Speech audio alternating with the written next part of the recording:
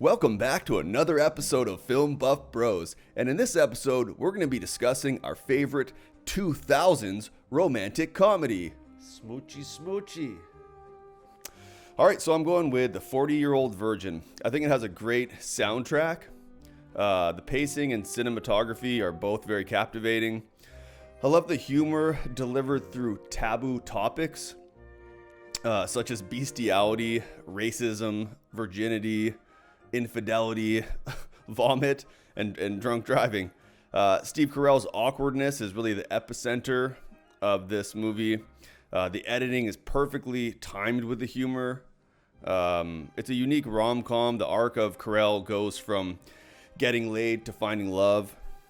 The cringiness is somewhat reminiscent of subtle British humor and it's kind of endearing.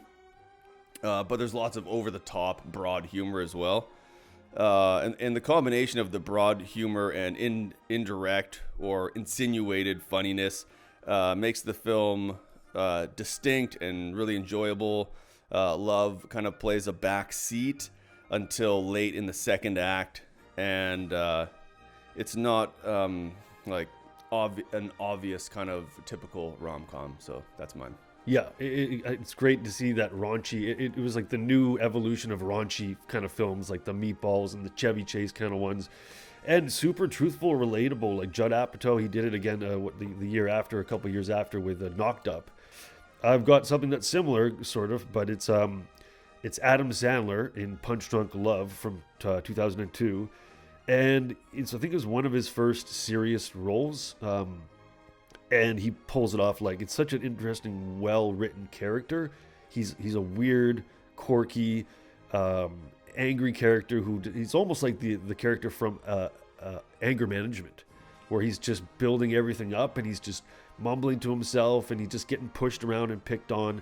And he's got all these seven sisters. He's the only guy, and they're always trying to get him hooked up with someone. And just this weird stuff, like he calls the phone sex line. So it's a weird character that it's almost relatable, but it's unorthodox. The score is really cool by John Bryan. That's an unorthodox score. And the fact that he's playing this piano thing throughout the whole time that he finds. So just really interesting tie-ins. And yeah, it's just like a story about a guy that's like slowly about to snap, and then he finds a girl or partner who can kind of bring the best out of him and focus him a little bit. You know, like the good things that healthy relationships do is that you're helping each other, focus each other. So yeah, I'm going with that. It's quirky, it's hilarious. Philip Seymour Hoffman's in it. So many good actors. Emily Watson. So highly recommend Punch Drunk Love. Nice. I haven't seen that or Anger Management, so I can't comment on either. I recommend. Yeah, both. Yeah. Alrighty. All right. So that's our episode for this week. Tune in next week.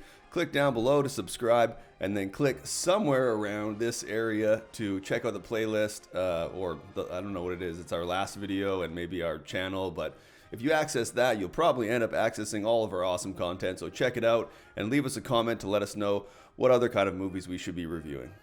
Love is love.